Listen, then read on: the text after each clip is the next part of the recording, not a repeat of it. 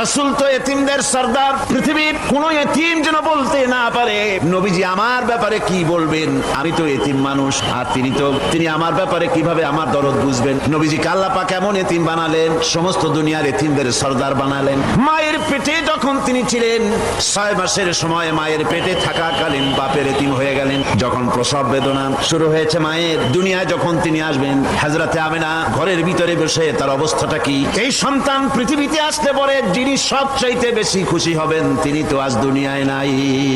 মনের ভিতরে কত কষ্ট। আল্লাহ রাব্বুল আলামিন তার হাবিবকে দুনিয়া আনলেন।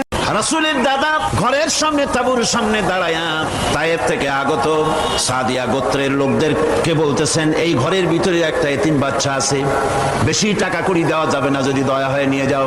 গরিব মানুষ, এতিম মানুষ দেখে শুনে কেউ আর নিতে চায় না। সবশেষে এলেন ভাগ্যবতী মেয়ে, ভাগ্যবতী মহিলা হযরতে হালিমাতুস সাদিয়া, তিনি এসেছেন। কোনো ছেলে পেলে পায় নাই, সকলের শেষে তিনি এসেছেন। আব্দুল মুত্তালিব বলছেন, এই ঘরের মধ্যে একটা এতিম বাচ্চা আছে, দয়া হলে নিয়ে যেতে পারো। তিনি স্বামীর সঙ্গে পরামর্শ করলেন, এরপরে বললেন যদি দেখতে অন্তত ভালো হয়, মন যদি ভালো লাগে নিয়ে যাব, একেবারে খালি হাতে ফিরে যাওয়ার চাইতে তো ভালো। হযরতে হালিমা বলেন, আমি ঘরের মধ্যে প্রবেশ করলাম, মা আমিনার কোল থেকে শিশু মুহাম্মদ সাল্লাল্লাহু আলাইহি ওয়াসাল্লামকে যখন আমি কোলে নিলাম, আমি হুজুরের চেহারার দিকে নজর করে দেখলাম, আমার কাছে মনে হলো যেন পূর্ণিমার চাঁদটা আমার কোলে ধরা দিয়েছে। রাসূল কি শিশু মুহাম্মদ সাল্লাল্লাহু আলাইহি ওয়াসাল্লাম কি যখন নিয়ে বাড়ির দিকে রওনা হলাম, যে গাধা আমার সকলের পেছনে এসেছে সেই গাধা এখন সকলের আগে ছুটে চলে যায়। এরপরে বাড়ি যখন নিয়ে গেলাম, কুয়ায় পানি বাড়লো, গাছে ফসল বাড়লো, খেজুর গাছে খেজুর বাড়তে লাগলো, জমিনে ফলন বেড়ে গেল।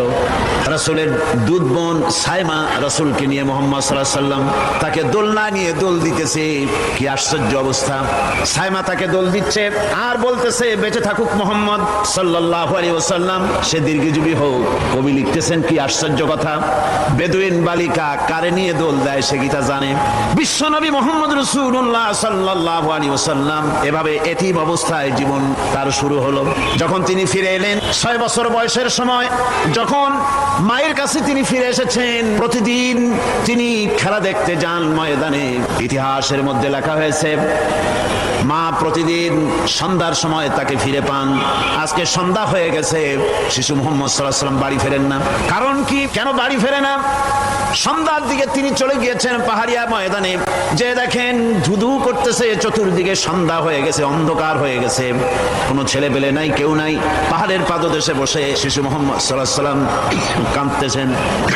মা প্রশ্ন করলেন, বাবারে সন্ধ্যা উত্তীর্ণ হয়ে গেল, কেন একা একা বসে বসে কাঁদো?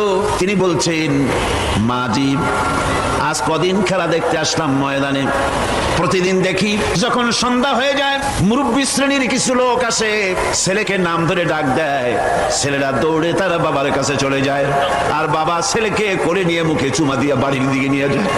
আমি আজ কদিন পর্যন্ত এই ময়দানে এলাম, কোনোদিন সন্ধ্যা বেলায় তো কেউ এসে আমাকে মুহাম্মদ বলে একটা ডাক দিল না।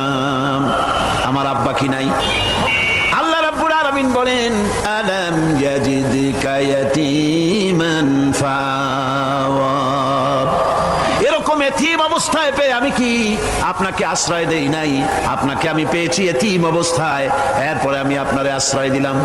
ওয়া ওয়াজাদাকা দাল্লান ফাহাদা, এরপরে আমি আপনাকে পথ হারা পেলাম, আমি আপনাকে পথের দিশা দিয়া দিলাম। ওয়া ওয়াজাদাকা আইলান